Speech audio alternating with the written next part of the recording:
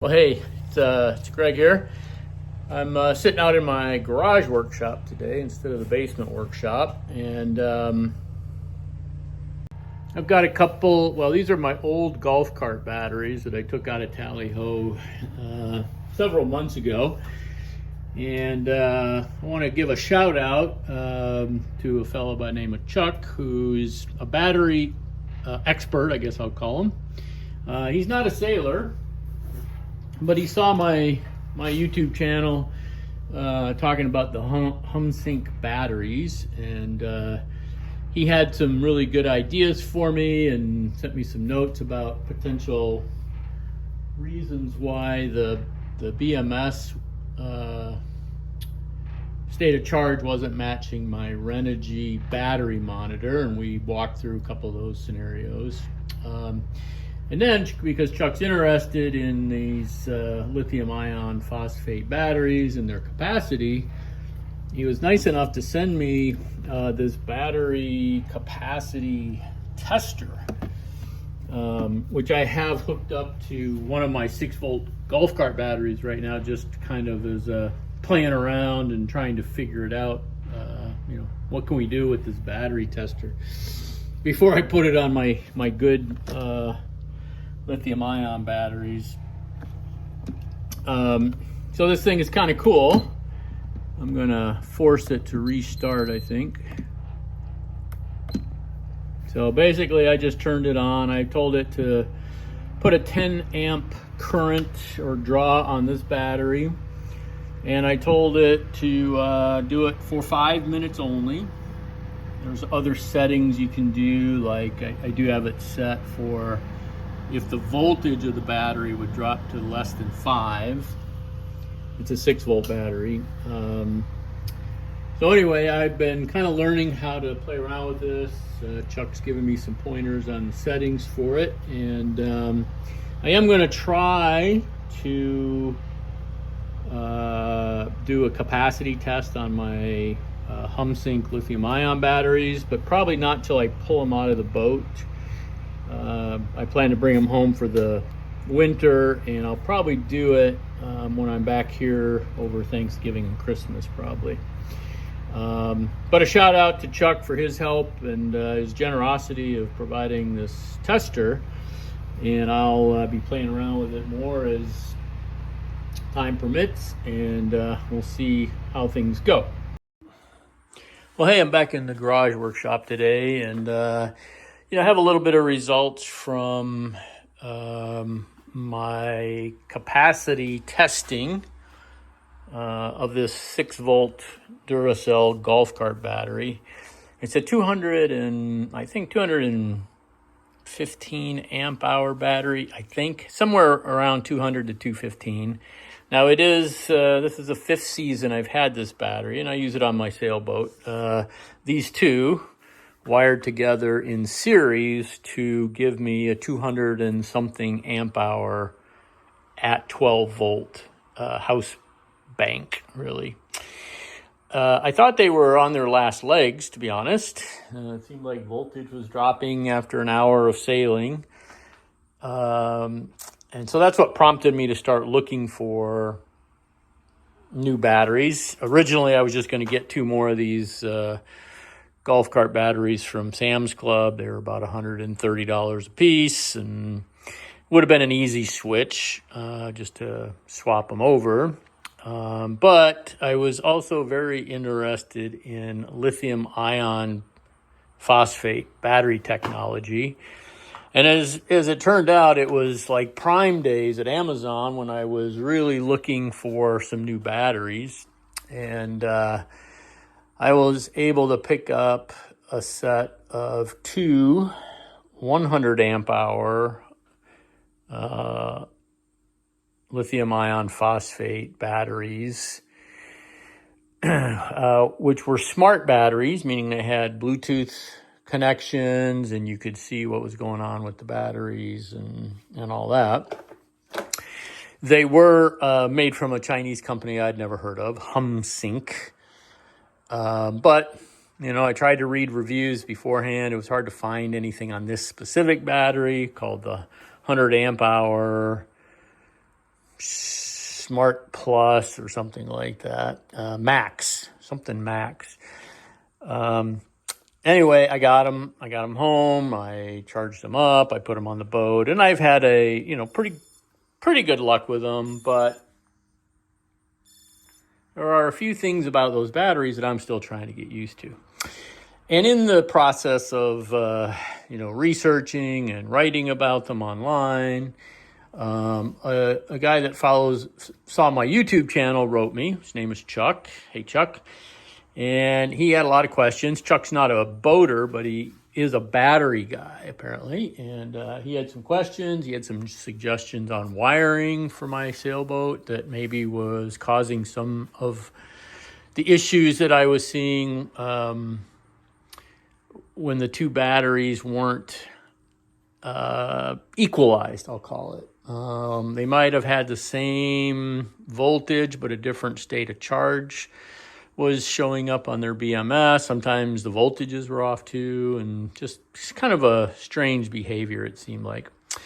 Anyway, so Chuck, being a nice fella, sent me this battery capacity tester. Now, he's run one of these on his HumSync batteries and found that they didn't really meet the specifications, which I think is why he sent me this. He's really interested in it.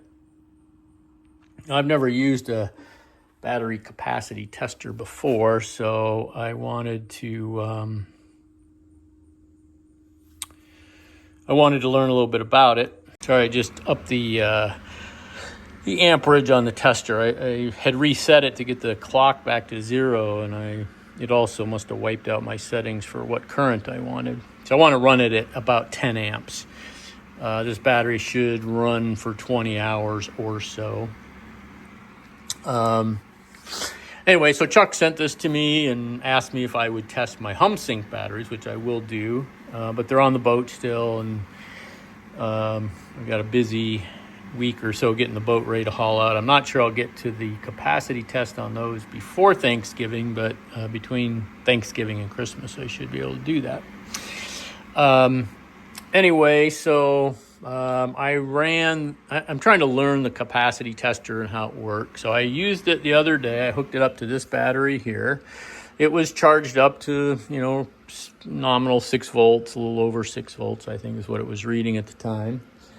And hooked it up and I let her run as long as it would run. Now I put a limiting low voltage on here of 5.8 volts. So what I learned yesterday through my test was it'll run until once it drops below 5.8 volts, this thing will shut itself off and it won't draw any more current. So I don't know if 5.8 is the right number for a cutoff. I'm going to do a little research on the lithium ones and figure out what is the proper cutoff so you don't damage the batteries. At the same time, I think those batteries are smart enough that they shut themselves off, but we'll try it anyway. So in addition to the device itself, it's also Bluetooth enabled, and it's got a screen that I can read on my computer, Bluetooth to in this case, my iPad. The only thing I don't love about this is it seemed like all the numbers were okay, except for the time record. When I shut my iPad off, took it in the house and quit using it for a while, and then I came back to the Bluetooth app, it seemed like it started the clock over again. So, not sure about that. Don't love it. But on the screen, it showed the full, thing ran 21 hours or so before it hit the or went below 5.8 volts. And when I retested it a few minutes ago, it was back to 6, a little over 6. So oddly, those batteries don't seem like they're in that bad a shape, I guess is kind of what I'm saying. But I decided I'm going to go ahead and I'm going to try the second battery, run it through the same test. So we won't have results until tomorrow probably, but that's okay. In the meantime, I'm going to put this one back on a charger and get it juiced back up again. So anyway, that is kind of what I'm playing around with. And I just wanted to give a shout out to Chuck. Been very generous with his time and some other resources. So thank you, Chuck. And we'll have some more later. Well, hey, all you HumSync smart battery owners out there, I've got some interesting news today. So I am a proud owner of a couple of these 100 amp hour max smart batteries from HumSync. I've had them for several months now. I use them on my sailboat as my house bank. I overall I like the batteries, but there's been a little bit of haven't loved the BMS app all that much. I've written to HumSync a few times about it, and I always seem to have a problem keeping these two batteries kind of paralleled and at 100% state of charge when I think they should be at 100%. So today I brought the batteries off the boat because I am going to be hauling the boat out of the water tomorrow. I have a starter battery on the boat for starting the engine and all that. And I'm going to keep these batteries at home over the winter down in my basement. So the big news, though, that I wanted to share is that today I wanted to turn off the discharge switch on these batteries before I put them in my car. I didn't want to accidentally short something out. And when I went to do that, I realized that this is a different BMS app than I've had before. It still says HumSync on my screen when I launch it, but it's definitely different. For example, I could never change the name of the battery before. It came with their serial number name, and there was no way to edit that. Well, now it's right there at the very front, and I've modified this one. When I got these batteries, I put a 1 and a 2 on them so it was easy for me to keep track, and I also put the last 3 digits of their serial number because that was how HumSync identified them. So number 1 was 549 and number 2 was A2F or whatever it was. But now I can actually change the name of the battery, which is good. The other great thing that I see, well, several things. First of all, I can go into parameters now. Now, I have not tried editing any of this. Oh, yeah, you can, looks like. So you can now access these parameters and you can adjust them, it appears. I haven't tried to save anything, but let's just see for fun. If I wanted to make this 100 amps instead of 110,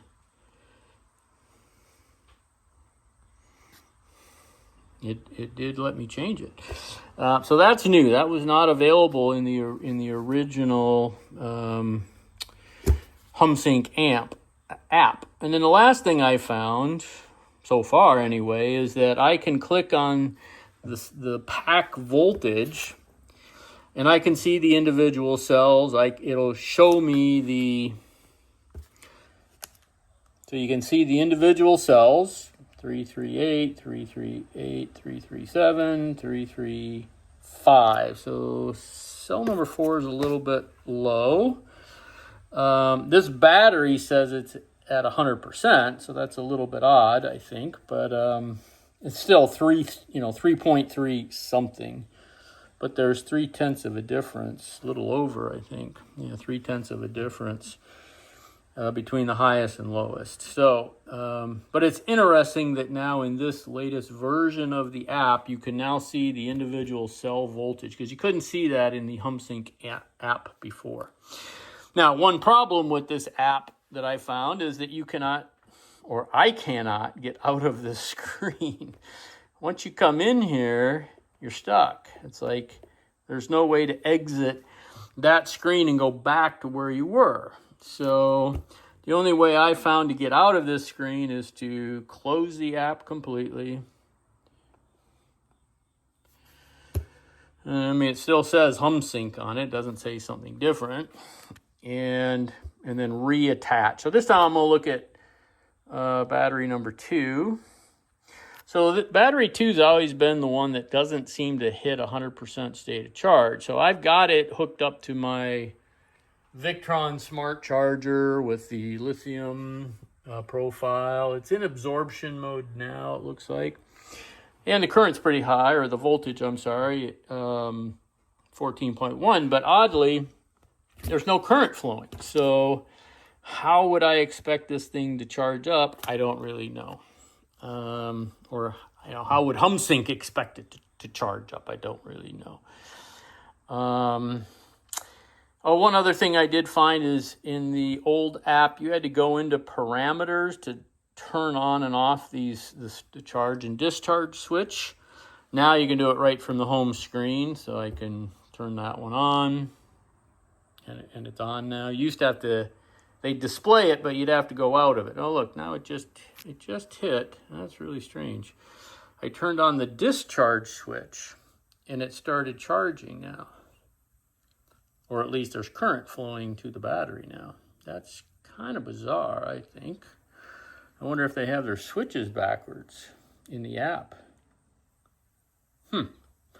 I'll have to test that later. I'll hook up a source to it. Actually, I do have a way to test that right now. Hold on a second. All right, so we are discharging our battery number 1 at about 10 amps. So we're going to let that thing run. For some reason, I'm not picking up this battery now on my Bluetooth app for some reason. I don't know if something in here creates some Bluetooth obstruction. Doesn't seem like it because I can read this one just fine. So I'm not sure what's causing that. We'll have to come back to it later, I guess. I mean, the battery has current. I just checked it with the DVM, and it's got power. So I don't know. It's another one of these little idiosyncrasies sometimes with these lithium-ion batteries, I suppose. Anyway, so we're going to let this one run, and again, it won't be until tomorrow before we see a final, tally on what the amp hours capacity was, but we're going to let her run and see what happens, and hopefully I can get this one to 100%, and then we'll do the same test on it maybe tomorrow sometime. All right, more later.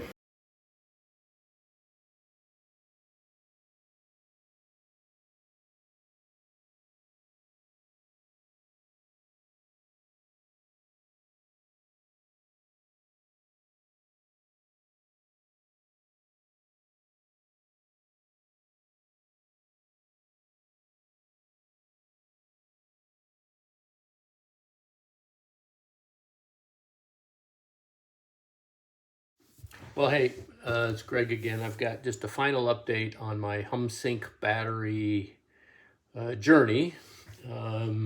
So to kind of summarize things, I guess, I got two HumSync 100 amp, 12 volt lithium ion phosphate batteries a couple months ago. I installed them in parallel on my boat.